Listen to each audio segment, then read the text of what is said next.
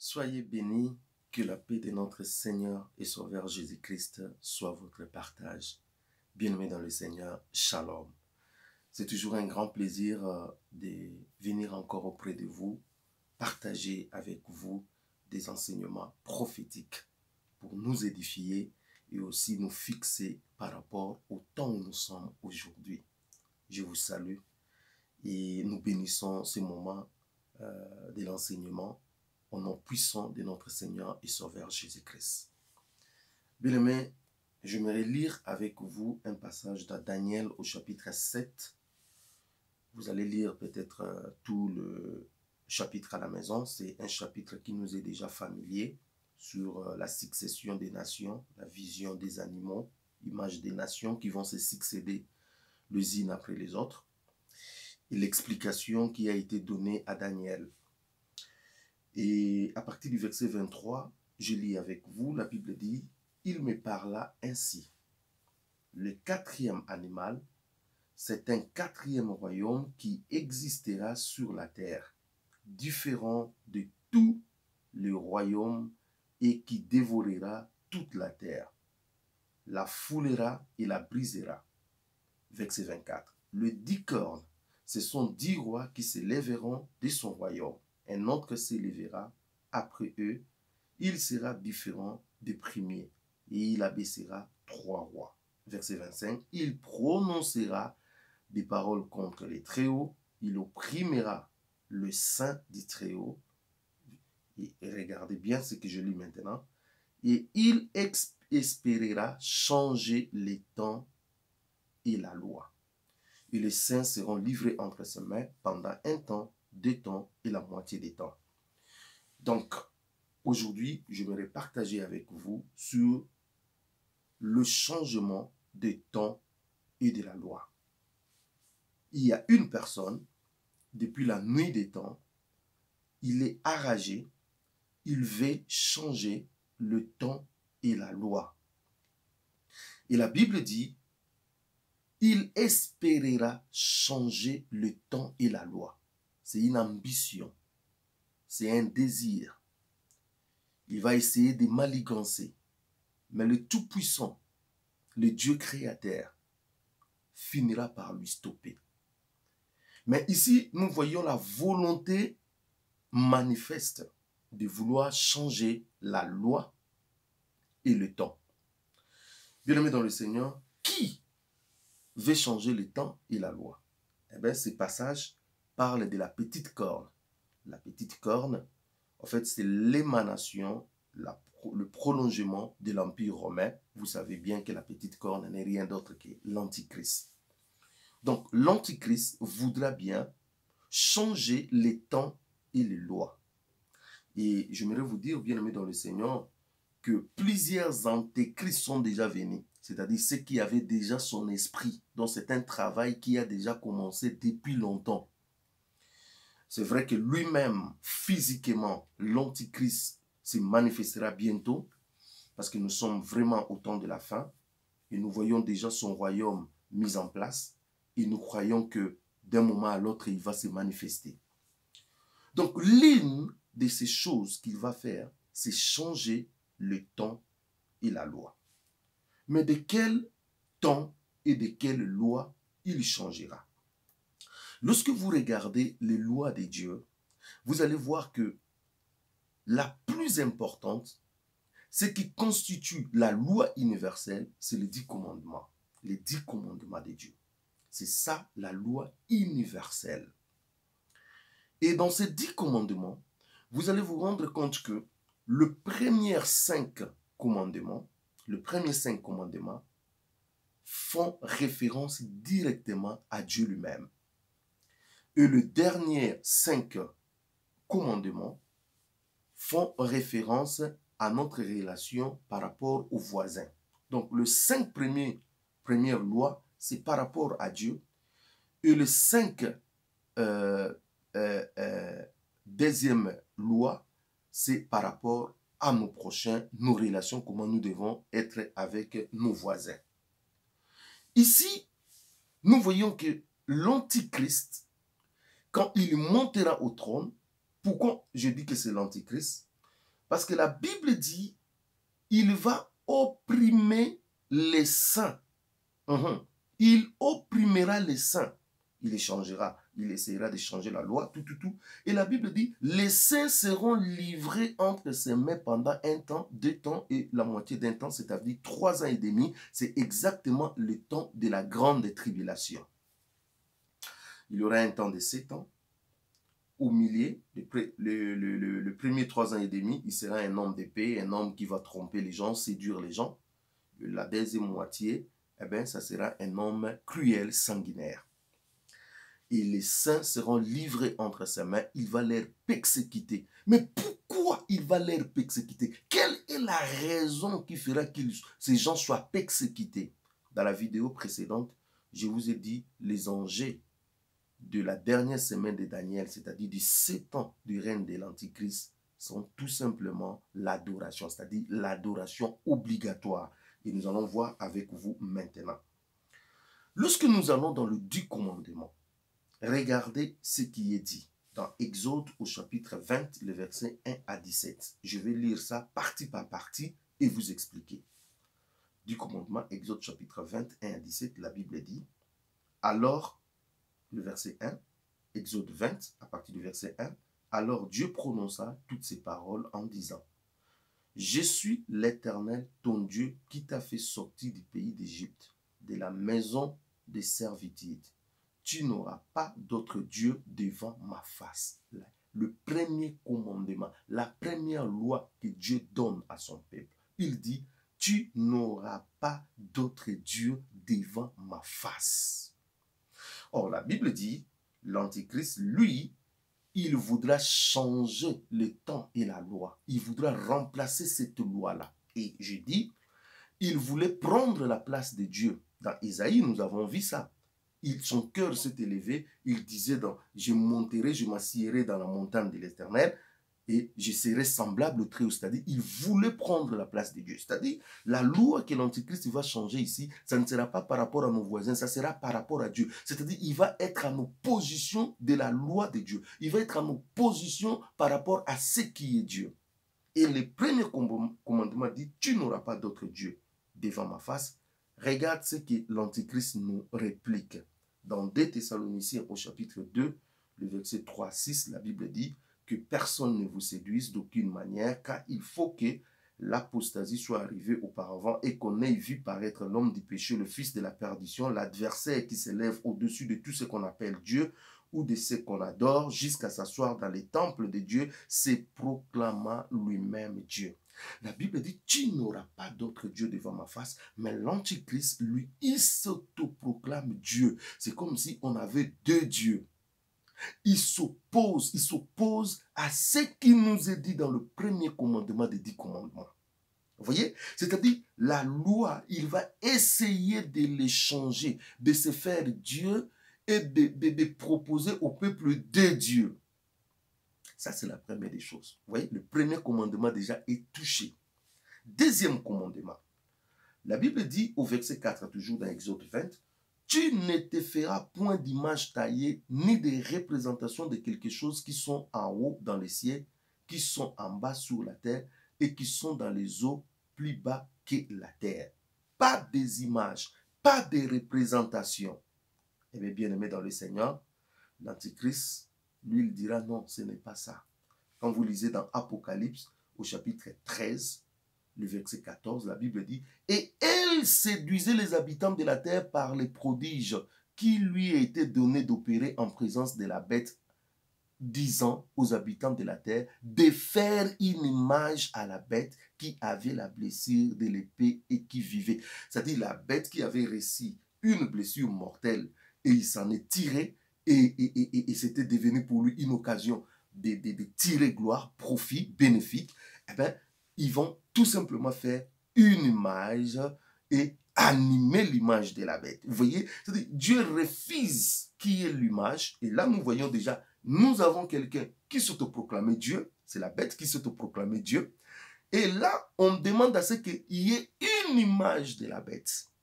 Vous voyez, en contradiction avec le deuxième commandement du Seigneur qui dit, il ne doit pas avoir des images. troisième loi qui sera bafouée.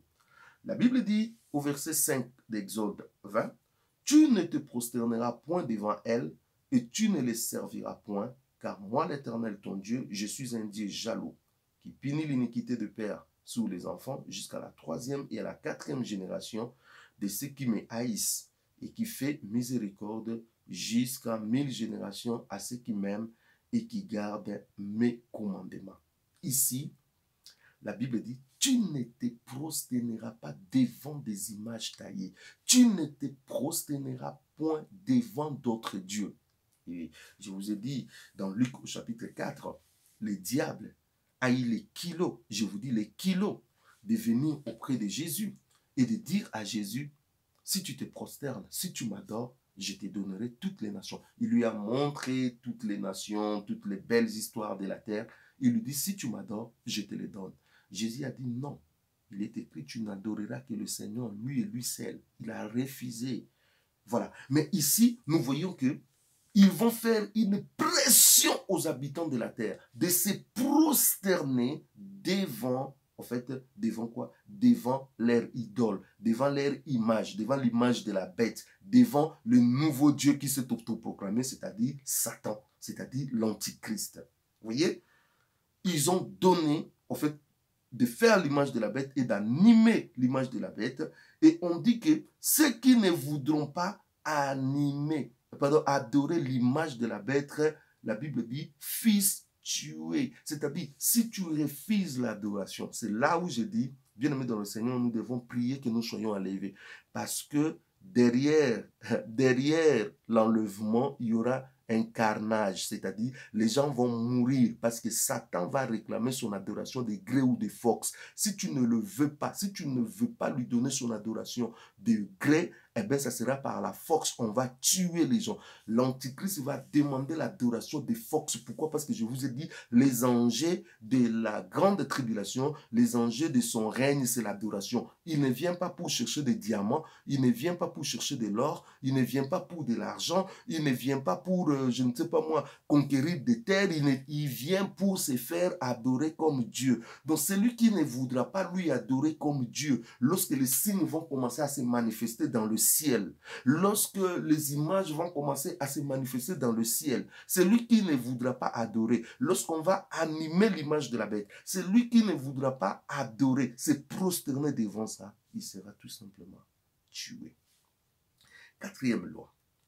La Bible dit, tu ne prendras point le nom de l'Éternel ton Dieu en vain, car l'Éternel ne laissera point impuni celui qui prendra son nom en vain. Ça, c'est la Bible dit. Tu ne prendras pas le nom de l'Éternel en vain. Vous savez que les enfants d'Israël refusaient. Ils avaient du mal même à prononcer le nom de l'Éternel n'importe comment. Vous voyez? Donc, ils avaient un profond respect par rapport au nom de l'Éternel. Mais cette quatrième loi sera également bafouée par l'Antichrist. Il ne tiendra pas compte de cela. Il va défier Dieu.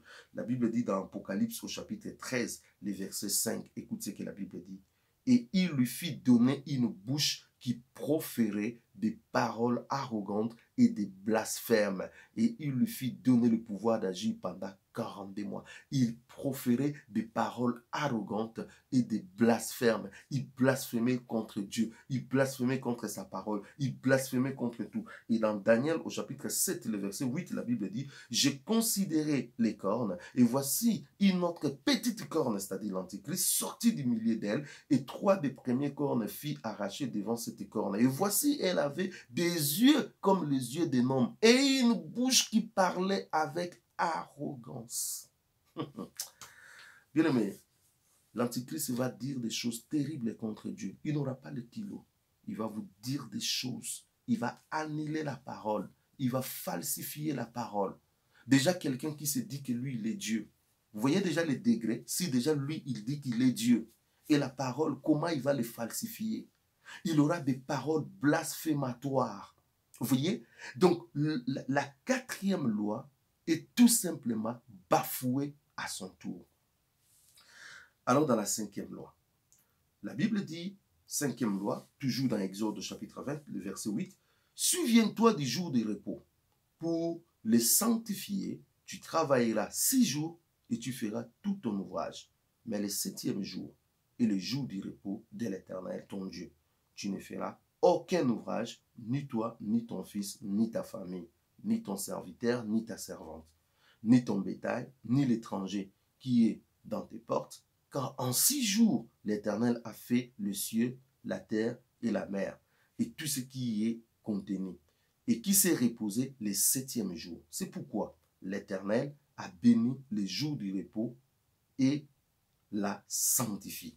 Donc, vous voyez que le Seigneur, quand il a créé en 6 jours, le septième jour, il s'est reposé. Et lorsqu'il a créé l'homme le sixième jour, il lui a directement introduit déjà dans les repos. Et l'Éternel va dire à l'homme, tu vas travailler 6 jours. Le septième jour, les jours du sabbat. Je dis bien le septième jour, les jours du sabbat. Tu vas te reposer. Le sabbat, Dieu a donné à l'homme pour que l'homme se repose. Il ne faut pas me dire que non, le sabbat c'est pour les juifs. Parce que je vais te dire que Adam n'était pas juif. Adam n'était pas juif. La première personne qui a reçu le sabbat pour se reposer, c'est Adam. Et Adam n'était pas juif. Vous voyez? Cela veut dire quoi? Dieu ne voulait pas que l'homme puisse travailler 7 jours sur 7. Déjà, je vais vous dire, il ne faut pas avoir cette habitude de travailler 7 jours sur 7. C'est une façon de te détruire. C'est une façon qui est contre la pensée de Dieu. Donc Dieu voulait assez que le septième jour, qui est le jour du Shabbat, que les gens se reposent. Et c'est comme ça, c'était en Israël. Voilà, le septième jour, c'était le repos. Ah, bien-aimés dans le Seigneur, les diables, les gens qui avaient déjà l'esprit de l'Antéchrist, bien-aimés, ont changé cela. Mais qu'est-ce qui se passe? Le premier jour de la semaine, qui est le dimanche, le premier jour de la semaine, qui est le dimanche, est considéré comme un jour de repos à la place du jour de sabbat, le septième jour, depuis le règne de l'empereur romain Constantin Ier, qui en a fait le jour du soleil, Sunday. Il en a fait le jour du soleil. Par la loi du 7 mars 321, en hommage au soleil invaincu, le dieu soleil. Vous voyez? Ça dit Constantin Ier, qui avait une grande influence sur l'Empire romain, qui avait une grande influence sur l'Église, il va décider, en honneur de son dieu soleil, le soleil vaincu, le soleil invaincu, à l'honneur de son dieu païen, il dit à partir d'aujourd'hui, en 321, le repos ne sera plus le jour du sabbat, le repos sera le dimanche, le jour de son dieu Sunday. Et le sabbat a été tout simplement bafoué. Vous voyez, nous sommes déjà dans cette logique où les 5 premières lois de l'Éternel, sous les 10 commandements, les lois qui revenaient à l'Éternel, ont été bafouées. Or, observer le sabbat, c'était aussi une forme d'adoration, de louange qu'on faisait à Dieu. Mais là, ça a été bafoué. Donc, regarde 5 lois que l'Antichrist a combattues et il en a bafoué. Maintenant, écoutez, là où nous avons dit dans Daniel au chapitre 7, il y a quelque chose d'intéressant. Il dit, il opprimera les saints du Très-Haut, et la Bible dit, et les saints seront livrés entre ses mains pendant un temps, 2 temps et la moitié d'un temps. Donc, c'est-à-dire, le temps du règne de l'Antichrist, ça sera un temps difficile pour les saints parce qu'il va tuer les saints. Et pourquoi il va tuer les saints? C'est tout simplement parce que les saints vont lui résister par rapport à l'adoration. Parce que je dis, lui, il s'autoproclame. Dieu, lui, il veut l'adoration de gré ou de force. Si vous voulez comprendre cela, allez dans Daniel au chapitre 3. Le roi Nabuchodonosor, qui est le premier empereur, le premier dictateur, le premier roi des nations, selon le temps des nations, parce que ce que nous voyons, l'Antichrist n'est que la suite logique de cette... Voilà, vous connaissez cet enseignement-là. La Bible dit que le roi Nabuchodonosor avait érigé une statue, une grande statue. Écoute ce qu'il dit. Il dit au peuple, au moment où vous entendrez le son de la trompette, le son des chalumeaux, le son de tous ces instruments, de cette atmosphère, voilà qu'il a crié, il dit, tout le peuple se prosternera devant cette statue. Il va adorer la statue. Celui qui refuse d'adorer la statue, il sera jeté dans la fournaise. Vous voyez, tout dictateur a toujours des instruments de pression.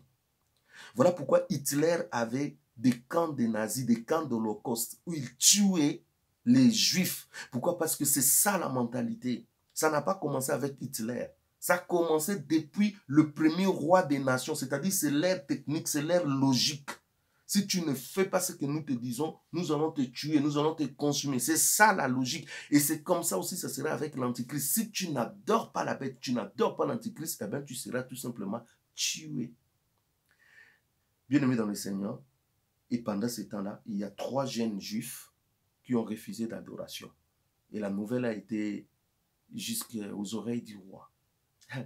Ils vont demander à ces jeunes gens, ils disent, vous devez vous incliner. Vous devez vous incliner obligatoirement. Ces jeunes sont considérés comme des justes en face de l'Antichrist, en face de l'image de l'Antichrist. Vous voyez? Vous voyez pourquoi les gens vont mourir, pourquoi il y aura autant de martyrs pendant le temps de l'Antichrist? Parce qu'il y aura des jeunes, il y aura des gens, il y aura des personnes en Israël, partout dans le monde, qui vont se comporter comme Shadrach, Meshach, Abednego, qui vont refuser tout simplement de se prosterner devant la statue. Et leur sort sera la fournaise. Bien-aimés dans le Seigneur, on leur demanda au son de la trompette, des chalumeaux, des instruments, vous devez vous prosterner. Et en ces jours, le roi a ordonné que la fournaise soit chauffée 7 fois. Bien aimé, quand il s'agit de l'adoration, le diable n'échoue pas.